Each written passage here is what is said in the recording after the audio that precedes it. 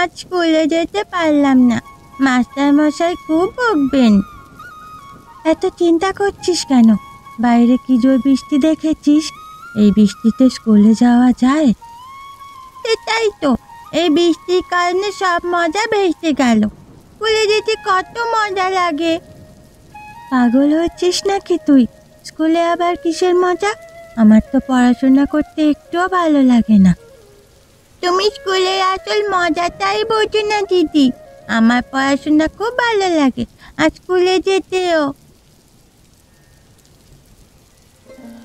শারদা, ও শারদা, শোন না মা, হঠাৎ শরীর খুব খারাপ করছে, মনে হচ্ছে জ্বর আসবে।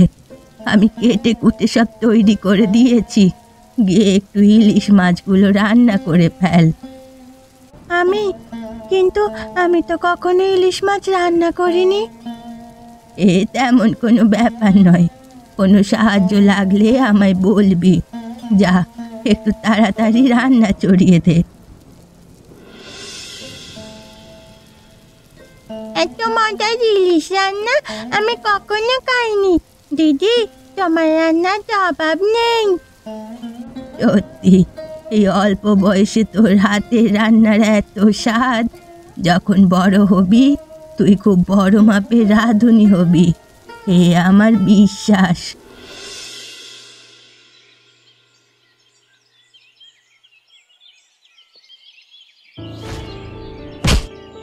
মুরালি, তুই আমার ধাক্কা দিলি কেন? ইচ্ছে করে ধাক্কা দিইনি, হঠাৎ লেগে গেছে। একদম মিথ্যে কথা বলবি না। তুই ইচ্ছে করে আমার ধাক্কা দিয়েছিস, তুই খুব খারাপ। আচ্ছা, আমার ভুল হয়ে গেছে। আয়, আমার হাত ধর, উঠে উঠে দাঁড়া।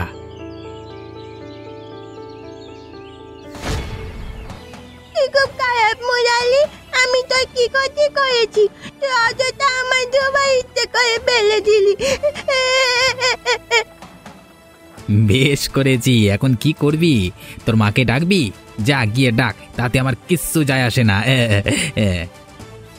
আমি এখনই গিয়ে আমার দিদিকে যা বলে দেব। যাকে ইচ্ছা ডেকে নেই, আমি কাউকে ভয় পাই না।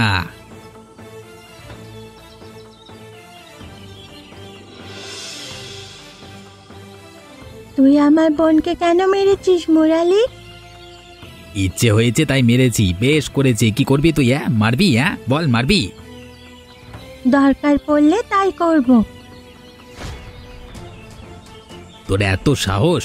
আমার বাবাকে তুই চিনিস? আমি এক্ষুনি গিয়ে বাবাকে বলে দেব। যা, গিয়ে বল। পুরো গ্রাম তোর বাবাকে ভয় পেলেও আমি পাই না। যা করবি করে নে। তোর মা আমাদের বাড়িতে কাজ করে, আর তুই সেই কাজের লোকের মেয়ে হয়ে আমাকে মারলি। তোকে আজকে আমি এমন শিক্ষা দেব।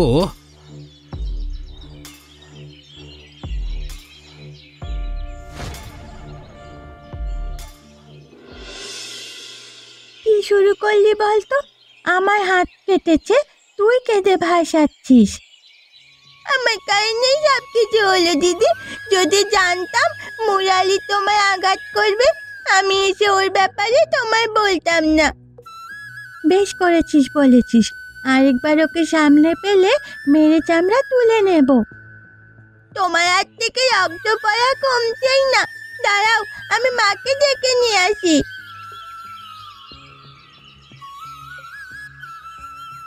এ কি হলো? এভাবে চোট পেলি কি করে? কত রক্ত বেরুচ্ছে। আস্তা, তাড়াতাড়ি গিয়ে মলম আর তুলোর বাক্সটা নিয়ে আয়। উফ মা, তেমন কিছু হয়নি। গাছ থেকে আম পাড়ছিলাম, পড়ে হাতে ব্যথা পেয়েছি। মিথ্যে কেন বলছিস দিদি? মা, দিদি গাছ থেকে পড়েনি, ও মিথ্যে কথা বলছে। তাহলে হাতের এই অবস্থা কি করে হলো? আমার মুরালি জ্বালাতন করছিল, তাই দিদি রেগে ওর সাথে ঝগড়া করতে যায়, আর তখন মুরালি দিদির হাতে পাথর মেরে দেয়। আরে, খুব বড় হয়ে গিয়েছিস তাই না? তুই জানিস না ও জগদীশের ছেলে? জগদীশ যদি জানে তাহলে আমার চাকরি থাকবে না। উফ, তোরা যে কি করিস। মুরালি আজও কেউ খেলতে আসেনি। তোরা সবাই তৈরি হয়ে কোথায় যাচ্ছিস? কোথায় যাচ্ছি তোকে কেন বলবো? তোকে স্কুলের বাইরে কাল রসগোল্লা খাওয়াবো। রসগোল্লা? আমি রসগোল্লা খুব ভালোবাসি। এবার তো বল, তোরা কোথায় যাচ্ছিস? গ্রামে নতুন মেলা শুরু হয়েছে, আগামী 7 দিন মেলা চলবে। বিশাল বড় মেলা, কত রকমের খেলনা, মিষ্টি, উফ, খুব মজা হবে। তাই সবাই সেখানেই যাচ্ছি। সবাই মিলে যাচ্ছে আর আমরা মেলা যাব না? না, গিয়ে দিদিকে বলবো, দিদি ঠিক আমার মেলায় নিয়ে যাবে। তুই গিয়ে তোর মাকে বল তোকেও মেলায় নিয়ে যেতে, তাহলে তুইও অনেক রকমের খেলনা কিনতে পারবি। আমি সকাল থেকে পড়াশোনা করতে করতে বিরক্ত হচ্ছি, আর তুই কোথায় ঘুরতে গেছিলি? আমি মাঠে সবার সাথে খেলতে গেছিলাম, কিন্তু আজকেও খেলতে আসেনি দিদি। কেন, কি হয়েছে ওদের? গ্রামে মেলা শুরু হয়েছে, সবাই মিলে মেলায় যাচ্ছে। আমার সব বন্ধুরা মেলায় গেছে। গ্রামে মেলা হচ্ছে আর আমি জানি না? দিদি, আমার মেলা যেতে খুব ইচ্ছে করছে। কত রকমের খেলনা, মিষ্টি, আমার নিয়ে চলো না। পাগল হয়েছিস? আমি অঙ্কে 2 পেয়েছি। এখন মাকে মেলায় যাওয়ার কথা বললেই মা রেগে যাবে। কিচ্ছু হবে না, আমি মাকে বলবো মেলায় যাওয়ার কথা। মায়ের হাতে বোধহয় এখন টাকাও নেই। এ সময় মেলায় যাবো বললে মা মনে হয় রাজি হবে না। আমার সব বন্ধুরা আজকে মেলায় যাচ্ছে, শুধু আমি ছাড়া। ওরা কত মজা করবে, আর আমি একা বাড়িতে বসে থাকবো।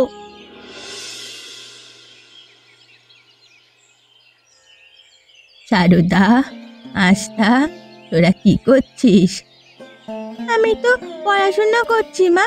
তুমি তো বললে পড়াশোনা করতে সারাদিন। আচ্ছা বেশ, অনেক পড়াশোনা করছিস আজকাল। আজ একদিন পড়াশোনা না করলে কিচ্ছু হবে না। যা, তোরা দুজন তৈরি হয়ে নে। কেন মা, আমরা কোথায় যাব? শুনলাম গ্রামে মেলা হচ্ছে, সবাই দেখছি ওই মেলায় যাচ্ছে, তাই ভাবলাম আজ আমরাও যাব। চল, তৈরি হয়ে নে। মা, সত্যি বলছো আমরা মেলায় যাব? বারে, সবার ছেলে মেয়েরা মেলায় যাবে, আর আমার মেয়েরা বুঝি বাড়ি বসে থাকবে? আজ তোদের নিয়ে ঘুরবো, খুব আনন্দ করব। কিন্তু মা, তোমার কাছে টাকা আছে? তোকে অত চিন্তা করতে হবে না, তুই চল। খুব পাকা পাকা কথা শিখেছিস আজকাল। অবশেষে আমার ইচ্ছে পূরণ হবে। কতদিন ধরে ইচ্ছে করছিল মেলায় যাব।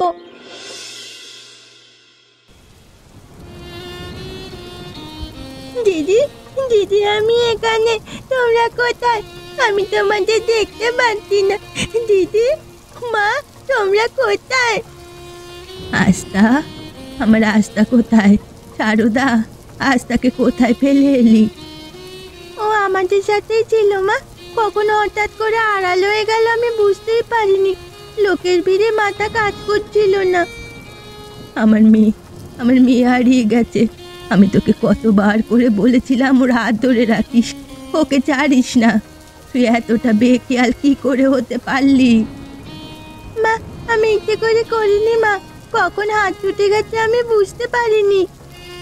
এই ভিড়ে এখন আমি ওকে কোথায় খুঁজবো? এত লোকের মধ্যে এ কি হয়ে গেল আস্থা? মা, তুমি যদি এভাবে ভেঙে পড়ো, আমি কিভাবে সাহস পাবো বলো? কে আমার শক্তি আর সাহস দেবে? আমার আস্থা আর কখনো ফিরে আসবে না। আমি আমার আস্থাকে হারিয়ে ফেললাম। ওই মেলা আমার জন্য কাল হয়ে দাঁড়িয়েছে। তুমি সাহস রাখো মা। ওপরওয়ালা যদি সহায় হন, তাহলে শীঘ্রই আমরা আস্থাকে ফিরে পাবো।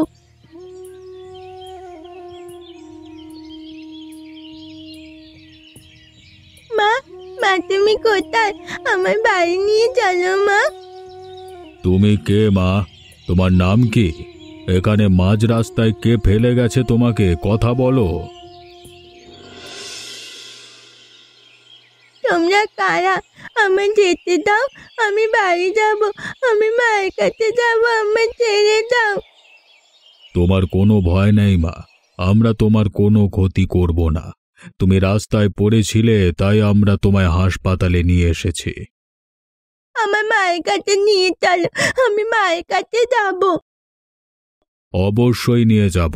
তুমি বলো আমাদের, তোমার নাম কি, তুমি কোথায় থাকো, তোমার মা বাবার নাম কি? আমার নাম আস্থা, মার নাম শকুন্তলা। ঠিক আছে, কিন্তু তুমি কোথায় থাকো? তুমি আমাদের তোমার ঠিকানা বলো, আমরা তোমায় তোমার বাড়িতে পৌঁছে দিয়ে আসব।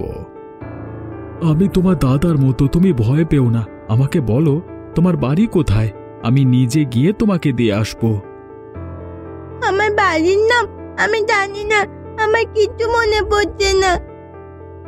বাবা, শুধু ওর আর ওর মায়ের নাম বললে তো হবে না। কোথায় থাকে না থাকে সবই তো জানতে হবে, তা না হলে ওকে বাড়ি পৌঁছে দেব কি করে? এখন থেকে তোমার যে কোনো কিছু দরকার হলে তুমি আমাকে বলবে, আমি সব সময় তোমার পাশে থাকব। আমি কি আর কখনো আমার বাড়ি যেতে পারবো না? আমার মা আছে, দিদি আছে, আমি তাদের কাছে যেতে চাই। আমরা পুরো চেষ্টা করছি, দেখবে আমরা ঠিক তোমার মাকে খুঁজে বের করব। আজকে থেকে আরো মনোযোগ দিয়ে পড়াশোনা শুরু করতে হবে। তো ডাক্তার হওয়ার স্বপ্নের যাত্রা এখান থেকেই শুরু। আমার এখনো মনে আছে কিভাবে আমায় রাস্তার ধার থেকে বাবা আর তুমি তুলে এনেছিলে, আর এখন এত বড় কলেজে আমায় পড়াশোনা করাচ্ছ। দেখবে দাদা, আমি খুব মন দিয়ে পড়াশোনা করব, তোমাদের নাম উজ্জ্বল করব। কেন সেই আগের কথা টানছিস? আর কখনো ওই ঘটনা মনে করবি না। ভুল হয়ে গেছে দাদা, কিন্তু মাঝে মাঝে আমার খুব খারাপ লাগে। আমার মাকে দেখতে খুব ইচ্ছে হয়। জানি না ওরা এখন কোথায় আছে, কেমন আছে। যদি ভাগ্যে থাকে আবার তারা তোর জীবনে কোনো না কোনোভাবে ফিরে আসবে। তুই এসব নিয়ে ভাবিস না, মন দিয়ে পড়াশোনা কর। শারদা, কিছু টাকা দরকার।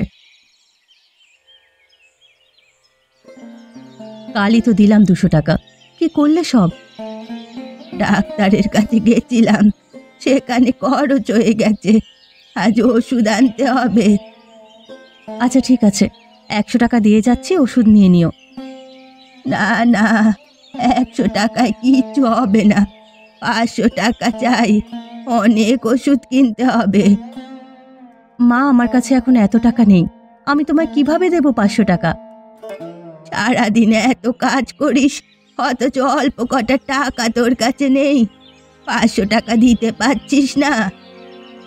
মা, আমার কাছে থাকলে আমি কখনো টাকা দিতে ইতস্তত বোধ করেছি? আজ আমার কাছে নেই, তাই আমি দিতে পারছি না। ওষুধপত্রের অভাবে যেদিন মরে যাব সেদিন বুঝবি। ওষুধের জন্য টাকা খুঁজছি, অল্প কটা টাকা দিতে পারছিস না। তোর মতো মেয়ে না থাকাই ভালো। ঠিক বলেছ মা, প্রার্থনা করো যেন আস্থার মতো আমিও হারিয়ে যাই, অন্তত রোজকার এই অশান্তি থেকে মুক্তি পাবো।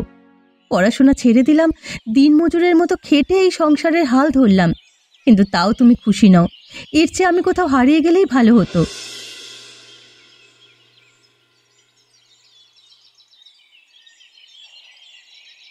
শকুন্তলা মাসি, তোমার শরীর ভালো আছে তো? চলছে কোনো রকম। আজ সূর্য কোন দিক থেকে উঠেছে? তুমি সকাল সকাল আমার বাড়িতে? বলছি, শারদার বিয়ের ব্যাপারে কোনো চিন্তা ভাবনা করেছো তুমি? পাগল হয়েছ? ওর যদি বিয়ে হয়ে যায়, আমায় কামাই করে কে খাওয়াবে? আরে বাবা, একবার ভেবে দেখো, যদি কোনো ধনী লোকের ঘরে ওকে বিয়ে দিতে পারো তাহলে লক্ষ লক্ষ টাকা আসবে, আর ওর টাকা মানি তো তোমার টাকা, তাই না? সত্যি মুরালি, তোমার মাথায় খুব বুদ্ধি। যে কথা আমি কখনো চিন্তাই করিনি, তুমি সে কথা ভেবে নিলে। ভাববার তো কথা। দিল্লিতে আমাদের এক পরিচিত থাকে, পীতাম্বর শেঠ। তিনি তার ছেলের জন্য একজন ভালো পাত্র খুঁজছেন। তিনি ঘোষণা দিয়েছেন যে তার ছেলের জন্য ভালো মেয়ে খুঁজে দেবে, তাকে 10,000 টাকা নগদ দেওয়া হবে। এতগুলো টাকা দেবে শুধু পাতেই খোঁজার জন্য? তার কি অনেক টাকা? পীতাম্বর শেঠ তো টাকার কুমির। তার এত টাকা, এত সম্পত্তি, সবকিছু তার 2 ছেলের জন্য। ভাবো, যদি শারদাকে তার ছেলের বউ করা যায়, তুমি সারা জীবন কত আরামে থাকবে, আর কোনো চিন্তাই থাকবে না তোমার। এমনিতেও সারদা তো বেশি একটা উপার্জন করে না, সারাদিন লোকের বাড়ি কেটে বেড়ায়।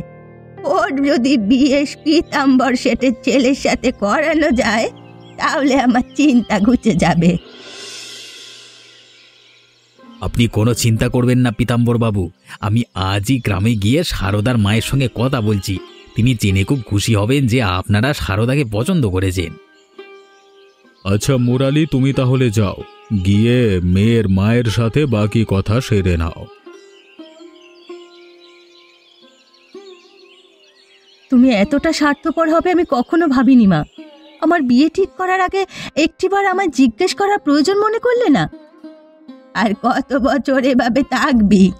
ছেলে দিল্লিতে বাড়ি, দেখতে শুনতে ভালো, ওর সঙ্গে বিয়ে হলে তুই সারা জীবন খুশি থাকবি? পুরো জীবন তোমার কথা মতো চললাম, ছোট থেকে বাড়ির দায়িত্ব নিজের কাঁধে তুলে নিলাম। আস্থার হারানোর পর থেকে তুমি যত খারাপ ব্যবহারই করো সব আমি মেনে নিয়েছি। এই প্রতিদান তুমি আমায় এভাবে দিলে? বেশি কথা বলিস না, আমি যা করেছি তোর ভালোর জন্যই করেছি।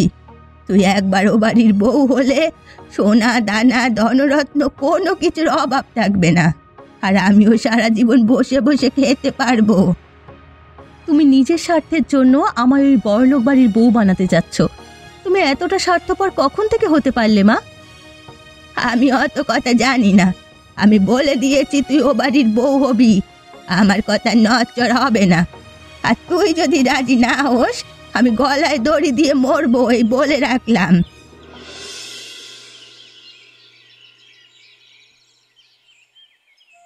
মাসিমা, রান্না বান্না ঠিকঠাক মতো হয়েছে তো? এত ধনী পরিবার তোমার মেয়েকে দেখতে আসছে, আপ্যায়নের কোনো কমতি যেন না থাকে। না না, কোনো কমতি রাখিনি। সারদা নিজে হাতে সব রান্না করেছে। সারদার হাত আর সর্ষে ইলিশ খেলে আর কিছু খাওয়া লাগবে না, দেখবি সকলে প্রশংসায় পঞ্চমুখ। আস্থা, আজ যদি তুই এখানে থাকতি অন্তত তুই আমার মনের কথা বুঝতে পারতিস।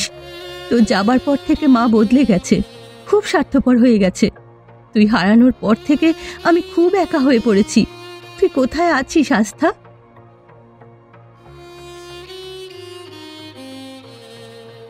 আকাশের যা অবস্থা, মনে হচ্ছে খুব জোর বৃষ্টি আসবে।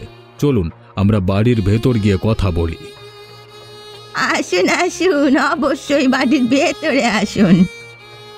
এই জায়গাটা, এই মানুষগুলো সবাইকে এত চেনা চেনা লাগছে কেন? কেন মনে হচ্ছে এর আগেও আমি এখানে এসেছি? সবকিছু কত পরিচিত লাগছে, কিন্তু আমি মনে করতে পারছি না। এই জায়গাটা আমার বাড়ির মতো দেখতে, কিন্তু কিরে, কি হলো? হঠাৎ তুই আবার দাঁড়িয়ে কি ভাবতে শুরু করেছিস? চল আয়, ভেতরে আয়। প্রণব দিল্লিতে পড়াশোনা করেছে, কিছুটা সময় গ্রামেও ছিলাম আমরা, আর আমার মেয়ের আস্থাও এখন দিল্লিতেই পড়াশোনা করে। আস্থা? আপনার মেয়ের নাম আস্থা? হ্যাঁ, প্রণব এবং আনন্দের খুব আদরের ও, বুঝলেন তো। আপনার মেয়ে কোথায়?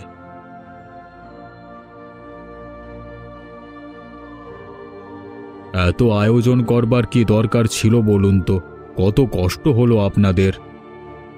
যা কিছু দেখছেন সবই সারদা রান্না করেছে। এই যে দেখুন, এই সর্ষে ইলিশটা, এটা দিয়ে শুরু করুন, খুব সুস্বাদু। এই স্বাদটা কেমন চেনা চেনা লাগছে। এখন মনে হচ্ছে এই ইলিশ রান্নাটা আমি আগেও খেয়েছি। কত জায়গা, কত খাবার খেয়েছিস জীবনে, এত সব কি মনে থাকে? কিন্তু যাই বলো, সারদা তোমার হাতে জাদু আছে মা। কি হলো মা, তুমি উঠে পড়লে কেন? আমায় চিনতে পারলি না দিদি? দিদি, কি বলছো? সেদিন মেলায় যার হাত ছেড়ে দিয়েছিলি, আমি সেই ছোট্ট আস্থা। মুরালির মারা ওই পাথরের ক্ষত চিহ্ন এখনো রয়ে গেছে তোর হাতে। আর আপনারা এমনই মজার মজার গল্প দেখতে আমাদের চ্যানেলটিকে সাবস্ক্রাইব করতে ভুলবেন না।